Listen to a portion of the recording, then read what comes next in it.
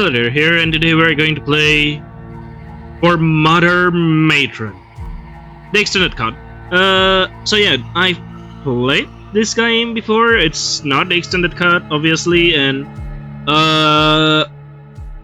it was a fun experience. That's all I could describe it. Like I love horror, you know it, and this is one of the horror visual novel I enjoy. Like all the bodily flesh horror thing. I love that kind of shit. And this is like the extended version, which I'm not really sure what it means other than this is a remake of the original and there is more to it.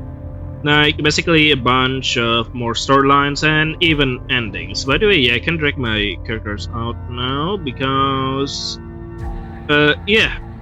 title already screened it or whatever the word is. So yeah, I don't remember if this is the title screen back then, and I don't know what it is, but let's play a game, shall we? This game contains graphic content that is not suitable for children or those that are easily disturbed. Player discretion is advised. Interesting. Very interesting. Consult the content warning text in the game directory. Yeah, maybe not. But yeah, this is pretty good already. The Mother Matron loves you and considers your health incredibly important. The pessimist's credo, or one of them, is that non-existent never hurt anyone and existence hurts everyone. Thomas Ligmati. The conspiracy against the human race, a contrivance of horror. My consciousness swears in an inky black river of nothing. Yes, delicious. You hear those pudding sound? Just my favorite. It feels familiar. I've been here before. And every time I'm here, I always think it's going to last forever. And yet... wakefulness. Somehow my consciousness steers. Where am I? I feel so strange. Deeply numb and lost, almost. I rack my brain trying to make sense of things. Questions that should have been obvious answers, none come to me. Questions such, where am I? Who am I? What has happened to me? What do I know? I know I exist. I know I breathe. The text is surprisingly very easy to read. I don't know how they did that. Maybe with the outline? Something, even though it's small. I know this room is disgustingly warm despite its cold walls. I know that horrible wet sound is driving me mad. Nonsense, it sounds delicious. I know red blood flows through my veins. Or maybe blue, who knows, maybe you're an octopus. I know my heart pumps that blood bit by bit. I know the inside of my stomach bubbles and burns with acid.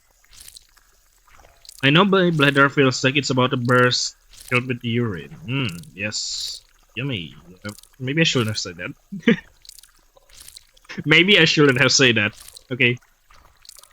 I know my intestines pipe shit through over a meter of contracting meat tubes cold in my belly. But not much else. I don't remember what distinguished me from any other sack of meat. Fact that you are one of a kind of a sack of meat? Hey, you feel special about yourself, buddy. I rack my brain. I reach back as far as my mental arm can reach, underneath the old shelf full of baggage that writes unpleasantly and glares me, despite having no eyes that I can perceive. Oh, whoa! What is that? That's interesting. The weight of the shelf is crushing my arm. The act of recalling is in itself painful. It will be easier to just leave it all here. This is the mouse. That's interesting. In the dark, where it might be forgotten forever, just like most of the people that were sent down there into those hopeless tunnels. Boom, headshot. To the place I lost myself and everything. But no, I won't forget. I have to remember or no one else will. I reach back further, the weight of the sharp corner starts to scrape layers of skin as I reach further in.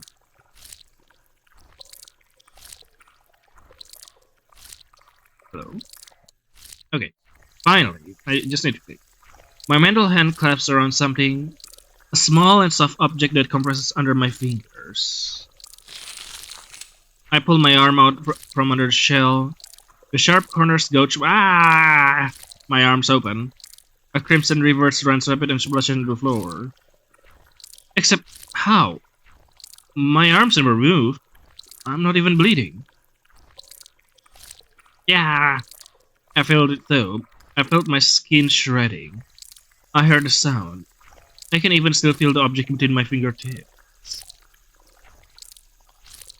What am I holding? Why? It was just what I was looking for. It's a memory. It's small and hovers like a faint smoke in the air, but it's a star. A pathway to more. Yes, I'm starting to remember now.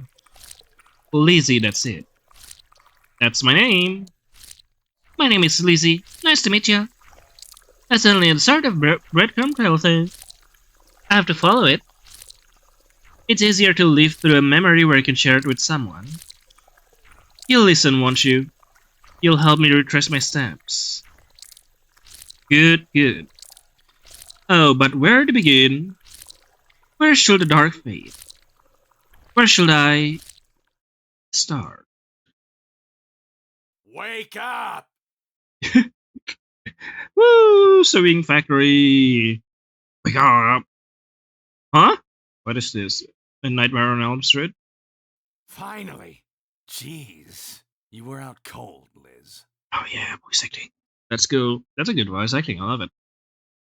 Hi, what? I was covered in sweat, my arms darting around like flies to figure out my surrounding. I was in the hangover of a deep dream that clung to me like glue. Okay, pause right here because I want to check my recording. Okay, so yeah, I paused a little bit and I noticed that because in my previous video, I noticed that there's some adjustment that I need to do on sound and stuff like that, which is really hard, I could tell you. But I feel this is a much better one now. I don't know. I was covered in sweat, my eyes darting around like flies to figure out my surroundings. I was in the hangover of a deep dream that clung to me like a glue. Like glue. In front of me was the blurry shape of a person. A boy, young man, male at least. He's staring at me with concern and frustration. Where am I? Who are you? He frowns at me. You really were out there to the world, huh? Yup. You're at the workshop, Lizzy. In Pack Rat, where Back you red. work. And I'm technically your boss, though I like to think we're all on the same team here. My name is Fred. Hi, Fred. Starting to ring any bells yet? Yeah, Scooby Doo. Oh, right. And what do I do? Looking at him now, Fred gives me the impression of a chubby bear. Yeah, his face almost has a snout. His nose twitches back and forth when he's not talking. Maybe it's the dust irritating his nostrils. Mr. Snuggles. He pinches the bridge of his nose and closes his eyes. Please tell me you're kidding. Maybe. I suppose even with no memory, it's not hard to deduce. There's a sewing machine throughout the room, and I'm seated at one. Clearly, I sew. I think I may have even have sewn the sweater I'm wearing. I must be good at it too. It's soft and comfy. Then again, I can see little scars speckled on my finger. Where is scar of experience or scars of clumsiness? Let's say it was the former. Yeah, sure. I let out a little chuckle and smile. Yeah, I am. Had you going there, huh? In truth, I was only half kidding, but I assume hope I start remembering the other parts once I woke up more. Fred didn't find the joke quite as funny. You people sometimes. Hell yeah. Tell you what, Lizzy. You're clearly running low on steam. I really shouldn't do this, but you need the rest. The mother matron won't appreciate your slacking. Perhaps you can make it up in the coming weeks.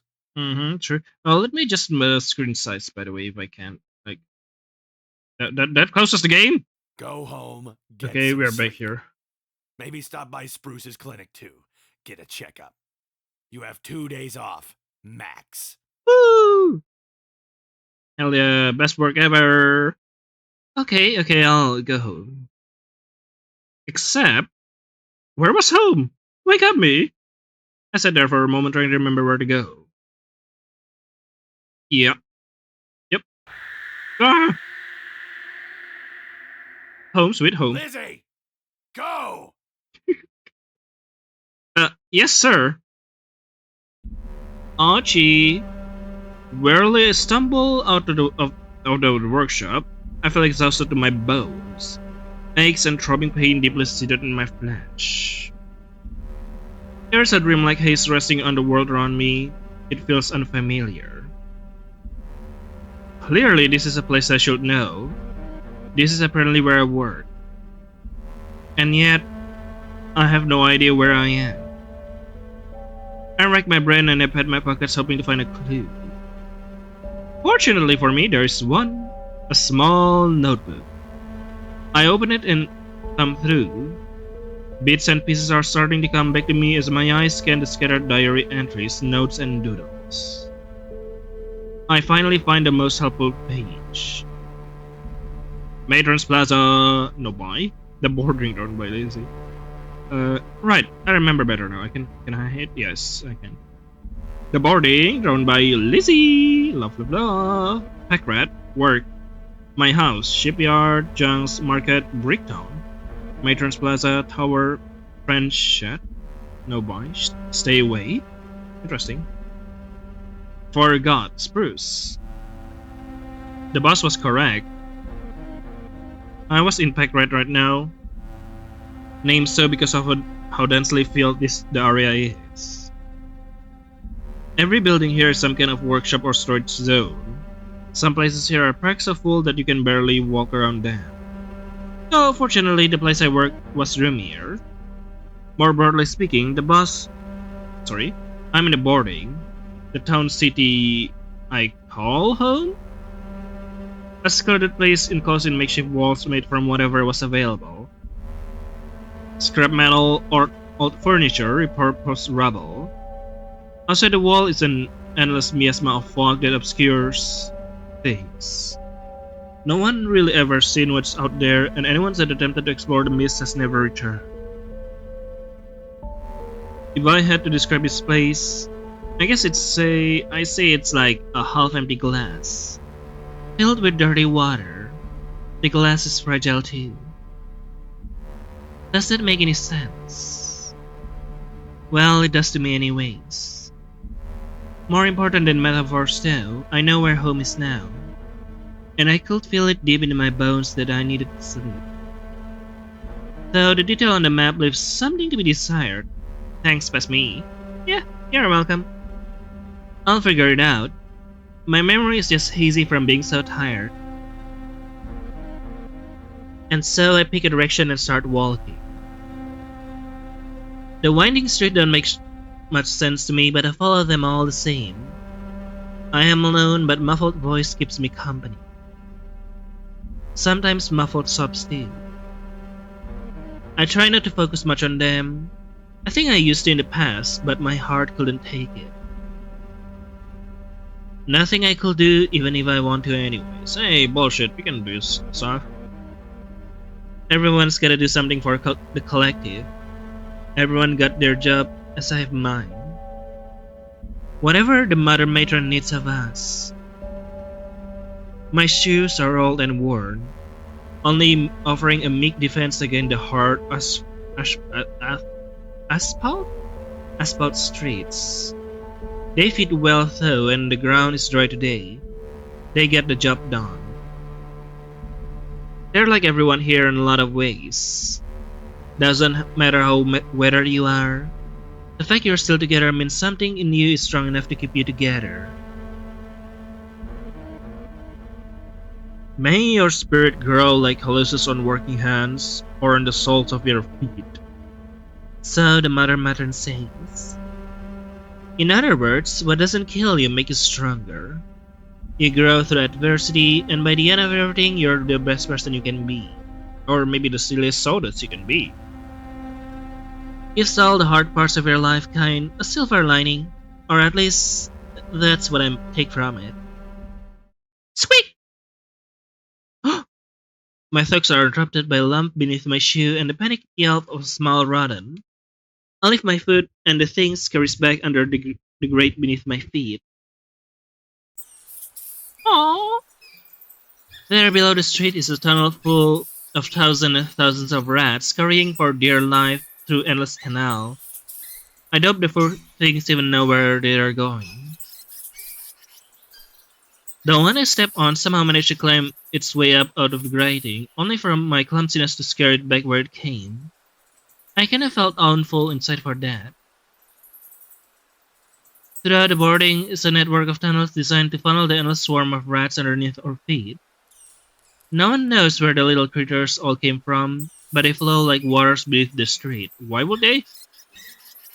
Thousands upon thousands of rats compacted against each other, covered in filth and God knows what else. Waste matter clumped in their fur. Our primary source of protein. Some kids has, have to fish for rats, sorting through ones that are too sick and diseased to eat and ones healthy enough for consumption. The yield is never particularly high, and the rats never particularly taste good unless you know how to prepare them.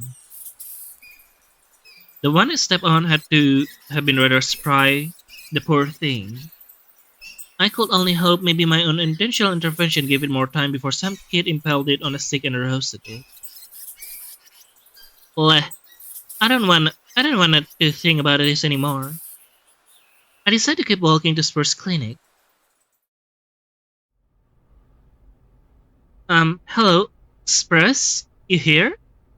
Why is it a cooking companion? That's so cute. It's a sort of place too. Yes, yes, I'll be right there. Stitching someone up back here. Please take a seat. Yay! I sit down on a stiff chair with minimal padding. It makes my tailbone ache, but I'll endure it. Spurs is known as the resident healer of the boarding. She taught herself by reading pharmacological and medical books she found in the library as well as through experimentation. This isn't to say there aren't any other that try their hand at medicine, but to put simply, none of them are as good as Spruce. If she can fix you up, you're out of luck. She walks in the room. Ah, Lizzy. Been a while. Those are some dark bags under your eyes. Working long hours? Not sleeping lately? Hell yeah. Guess not. Hey, episode at work today. Fred told me I should see you. She rolls a sigh and gives a fake laugh. Ah, of course he would. You have to be sick. It can't be his fault at all, right? Jerkwad. Jerkwad, let's go. Let's give you a checkup anyways. Follow me to the exam room. Sure. Interesting. A small joke, as the exam room is just across from where I'm sitting. She gestures for me to sit on one of the beds, and after doing so, she does her usual routine. Check my blood pressure, pulse, shines a light down my ears, nose, and mouth. Lightly strikes a mallet on my knee. Time for me to save. There we go. I look around the room, noticing that it's gone under some renovation since I last visited. I'm amazed you found the time to decorate the place. It's looking good. Oh, thanks. I squeeze in a little here and there. Usually when I have to watch someone close while they sleep. Huh, interesting. That's a creepy way of putting it. Oh, you know what I mean. Folks in recovery. At least a few people that experience seizures. Stuff like that. Anyways, I'm proud of how it's looking. Genuinely can't believe I found that poster in such nice condition. I'm happy with how the Phoenix has turned out too. Yeah. Healthy eating, healthy living. I look towards the bunny fellow at the center of the room. What about him? Is that a real skeleton? Spruce checks my heartbeat and my lungs using a stethoscope. Nah, it's plastic. A patient that scavs and junks a lot gave it to me as a thank you. Trust me, if I wanted to get a real skeleton, I wouldn't have to look very hard. Real. Really wish I had a skull, though. Do you want one? Do you want one? I wouldn't tell you where the source is, though. She nods and put down the stethoscope. Everything seems good from what I can see, but that's just what I can see. Tell me how you're doing. Anything odd lately? Mm-hmm.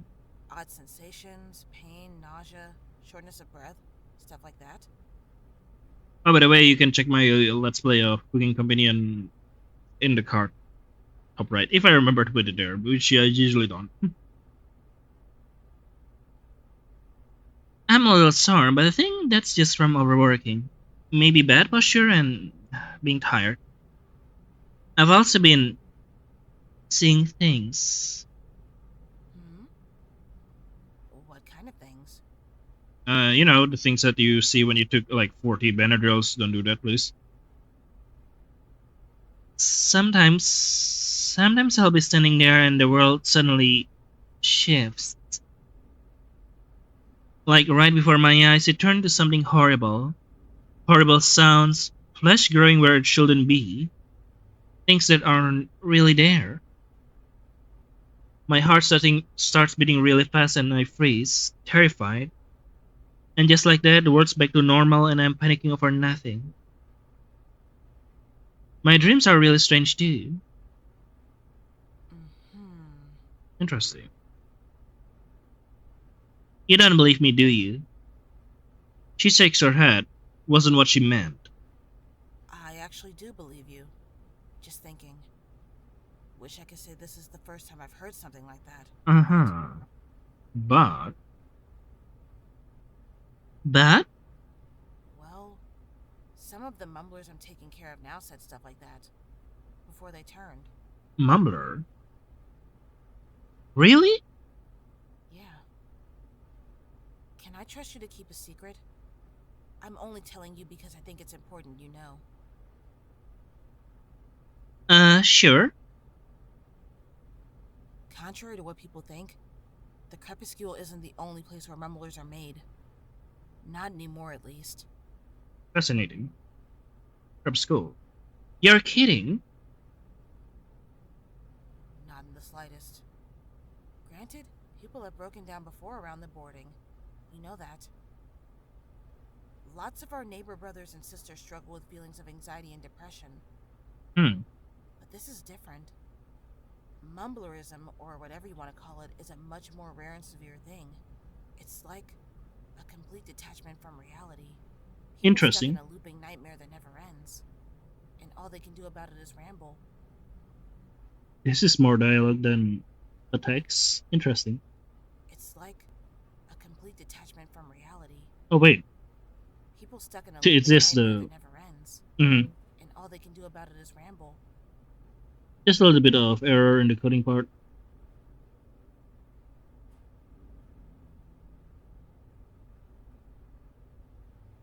That's Mother Help Us.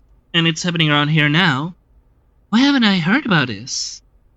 As I said, it's really rare. I only have a few cases out of all the people I treat. And if the AC gang's been dealing with any, they sure aren't sharing. AC gang. Air I'm trying conditioner to keep it gang. under wraps, as I haven't gotten to study enough people to get a grasp of the emerging symptoms or causes. And I don't want people to panic. Nonsense. You can make people panic, do some riot there, here and there. Mumblers already don't get the best treatment by most people. Imagine how people would be if they jumped to the conclusion that they're contagious. Uh-huh. Kinda true, but, burning people is cool. House. Ah, I can see what you mean. To be clear, I don't want you to jump to the conclusion that that's happening to Okay, you. that's what's happening to me. No, no, my life is over. You might simply be having sleep deprivation-induced hallucinations. Or maybe some gas from junks is making the air a little funny. Hell, maybe the shit you... Mm-hmm. She stops herself for my sake. Oh, yeah. I mean, shipyard. Is just more ranked than usual. I thought it important to warn you, though. For now, I'll give you some medicine that should help with the anxiety. Stop back for regular checkups and we can keep an eye on it. See how it develops.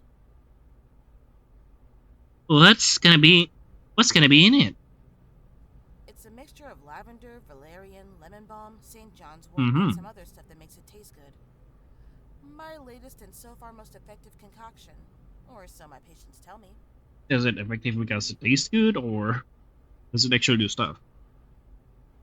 Thanks, Press. Anything else worrying you today? Yeah, this whole place is rather weird. No, I think that's it. Fred gave me some days off to go to sleep, so I'll go do that once I leave. Alright, that's good. I don't see anything else abnormal with you, so You, I you think we're sure? done. I'm kind of Oh, abnormal. I'll give you some tea that you can drink that can help you fall asleep if you have trouble. Slay. While I go get stuff together for you, can you run that bucket of food over there to the shack out back? Yeah, sure. The Mumbler Shack. Yeah, it's about lunchtime, and they need to eat. Would you mind? No. I kind of want to see the Mumbler. Okay, saved once again. No, not at all. Great, thanks. There's keys hanging up by the door. I grab the bucket, which is full of some carefully assembled sandwiches wrapped in paper and balls of water. I exit through the back door, which leads to a small yard with a small, roughly shed-sized building. Maybe slightly larger than that. I've never liked coming back here, as a shame as I am to say. It's always good to help the members, but I mean, I kind of hear them from here. It's very unsettling. Just endless word salad. If you try to parse what they are saying, you get horrible vignettes of misery that you wish you could unhear. They can help it though, and I shouldn't feel threatened, even if I find it uncomfortable. Mumblers are harmless. I repeat that to myself as I unlock the shack door and enter. There's no sky and yet there's rain. The water flows, and where the water flows, so does the blood. With a Inside blood somewhat flows, cramped but generally well kept bunk room, there are no some bodies are questions. sleeping, others are sitting upright on the bed or standing in their corners. What are they saying? It smells rotten iron and fat. If you listen to the voices buzzing for long enough, the music emerges. Have you ever heard the song of the flies? Have I ever what? Have I ever what? As we dissolve in the Flash? bubbles, comfortable with the sound, there's the sky and there's rain. The water flows. Is that duck sound? Okay. None of them notice me. They've lost in their Where dignity has been soiled. dignity. They're lost in their own nightmare loops. Gosh, poor things. Buzzing for long enough, the music emerges. I really wish I knew how to help them. These people deserve better. Most of them are hand selected by Mother Matron to brave the hours of the crepuscule, a labyrinth of darkness that lies beneath our home, full of terrors that are kept at bay by a locked tunnel. The water flows. No one really knows why the Mother Matron sends people down there or what they end up finding, but you can see the effect it has, at least on the ones that made it back home alive. I shudder to consider what could have happened to the poor souls that didn't return. I can only hope that they have passed on peacefully and whatever ended them was swift and painless. I ponder almost if that end would be preferable to what the members go through now. They are alive, but can you call this living? And this one here in Spruce Care are the lucky ones. Many don't get the help they need. Some are hurt, bullied, killed at least once. At least once, like they revive. People call them waste of space, drains on our ever-dwindling resources. Must deplete that can contribute anything meaningful, or so people say. But they are people. They didn't choose this to be so broken. They need help. They need love. I would want people to take care of me if I ended up like this. I don't know. Maybe that line of thinking will lead us to starve to death someday.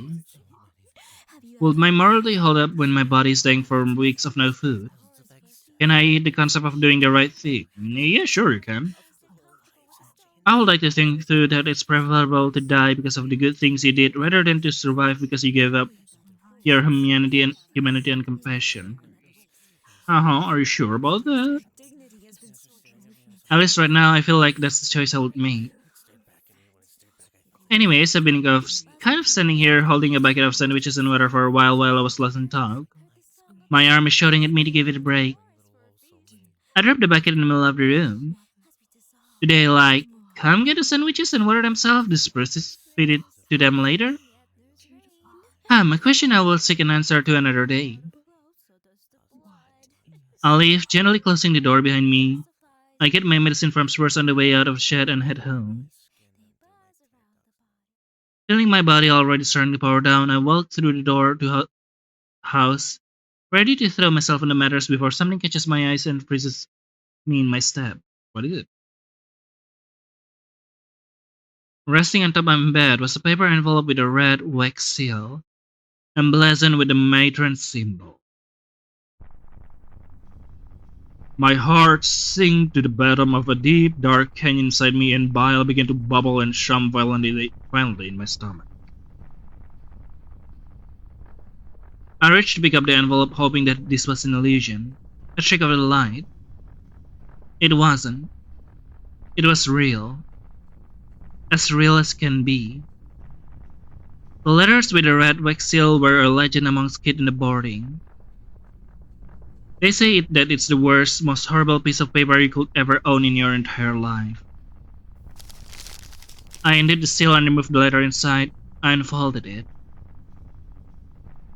My eyes started back and forth, scanning the page. It reads as follows. My dear child, the very thought of you warms me so. Oh, my dear child. Okay. The very thought of you warms me so. Oh, I need to click. Seeing you and your siblings grow through the years is always my special delight.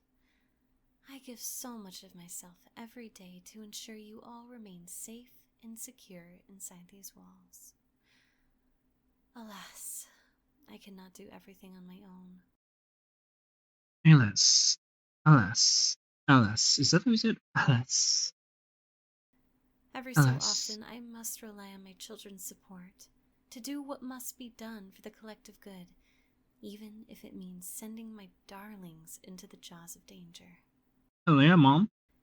This letter is to inform you that you have been personally selected to become a surveyor.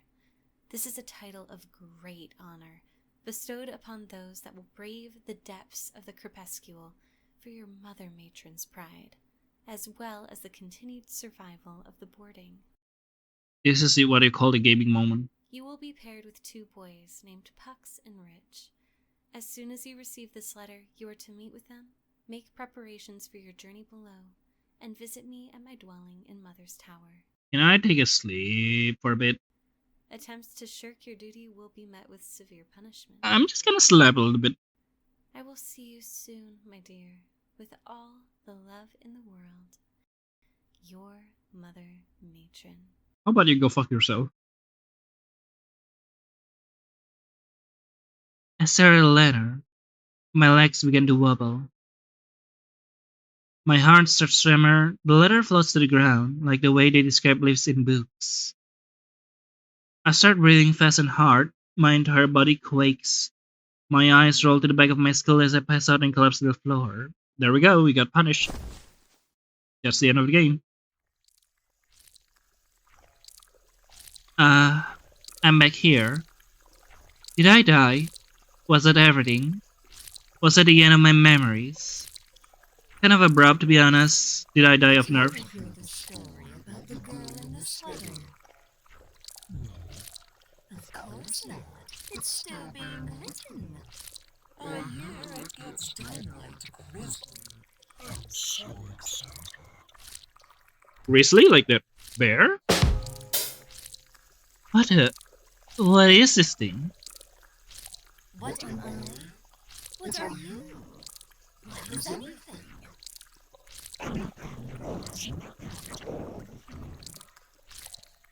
You know you're not making any sense.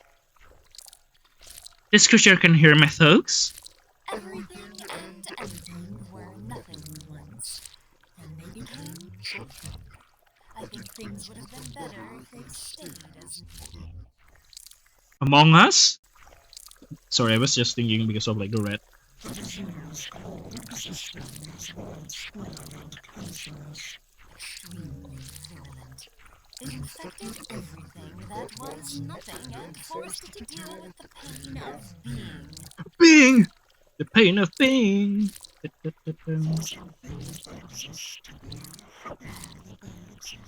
Oh, are you not happy?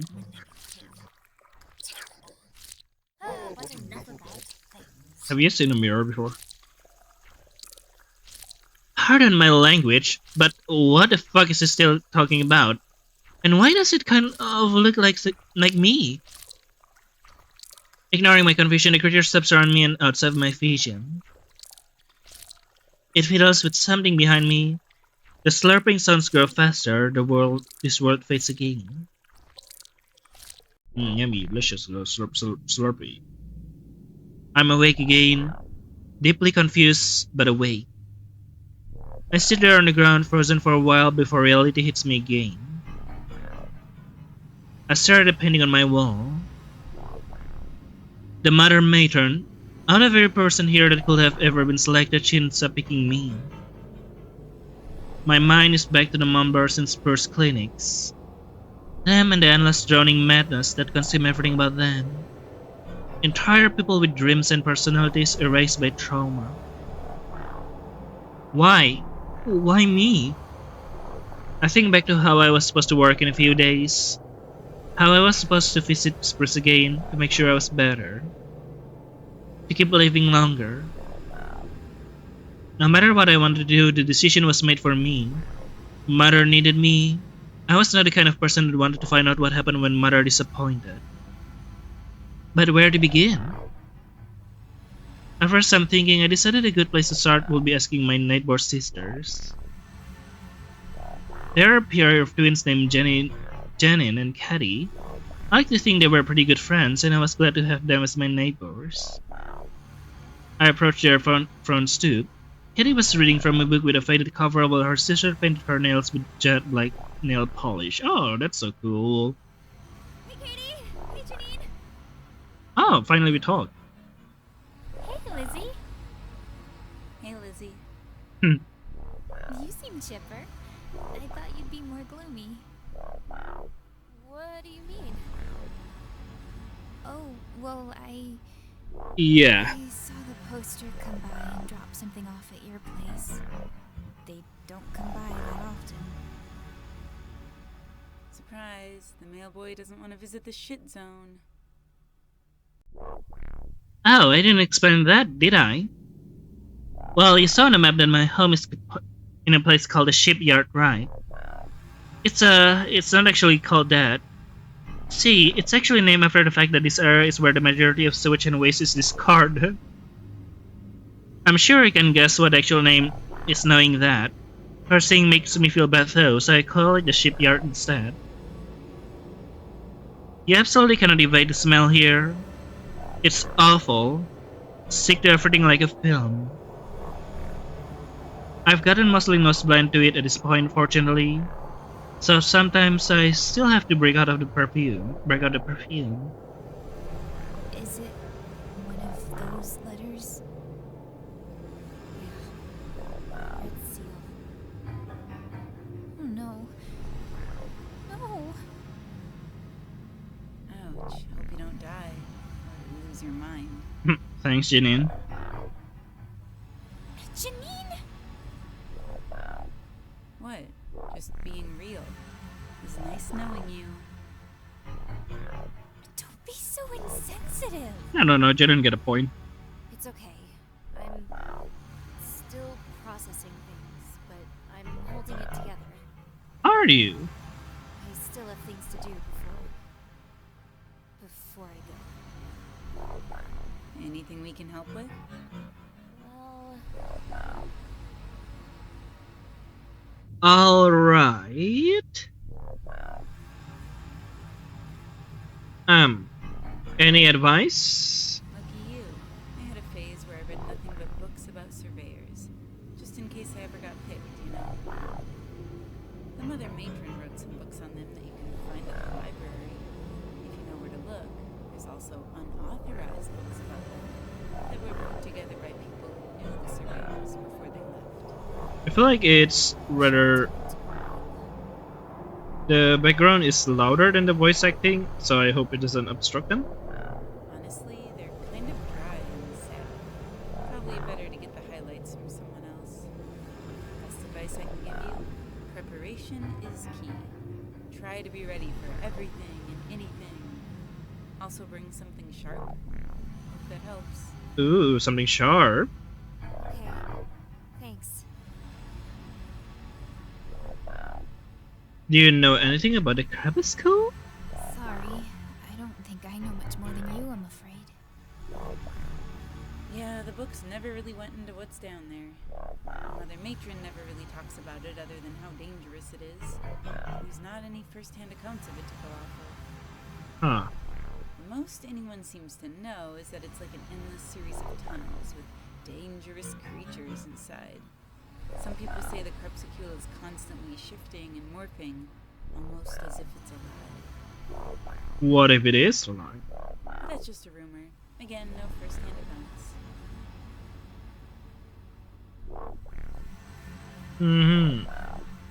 What's the Mother Matron like? Jamin gives me a puzzled look. I thought you were a fan of hers. A fair point. I guess it's odd for someone that has a frame painting of a person to not know much about them. I mean, I look up to her and read the scriptures like most everyone else, but it's different than meeting her in person. She nods understandingly, then shrugs. Fair enough. Unfortunately, I've never met her, so I wouldn't know. Katie shrugs with an apologetic expression. She also has never met her. Know where I can find Pucks and Rich? Nope. Can't say I know them. Katie? Me neither, sorry. Maybe you should ask around the market? I'm sure someone there would know. Interesting. Maybe try meeting Marissa. She's a Meeting little Marissa? odd, but you'd be surprised what kind of information she can dig up. Don't recommend trying her cuts, though. Unless you've got a barf bag. Ah. Why is she called Meaty Marissa? Because she sells weird meat.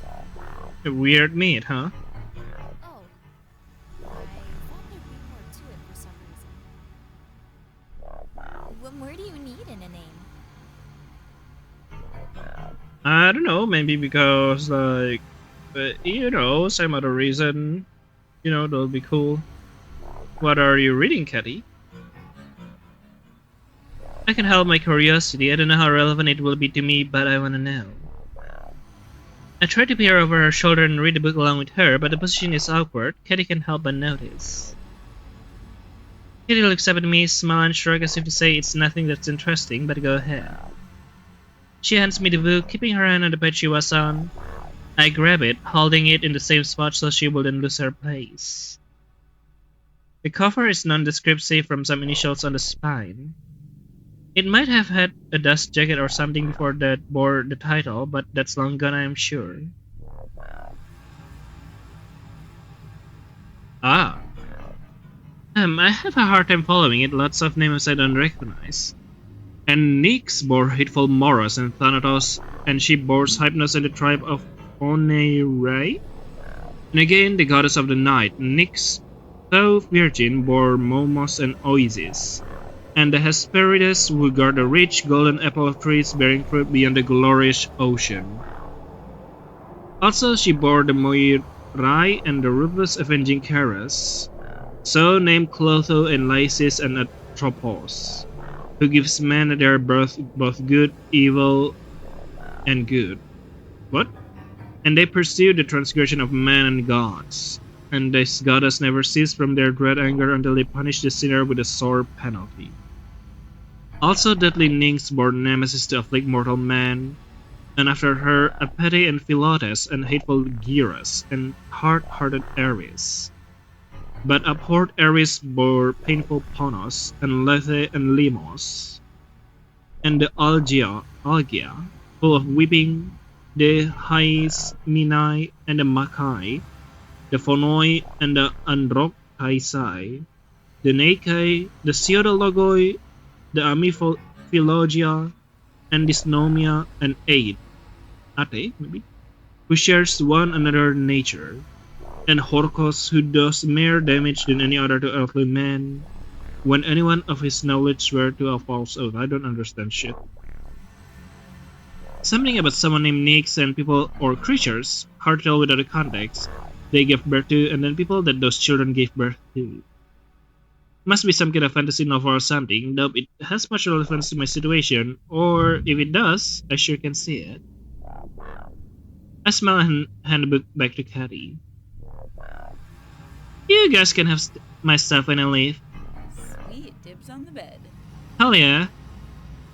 Janine! I mean, what else?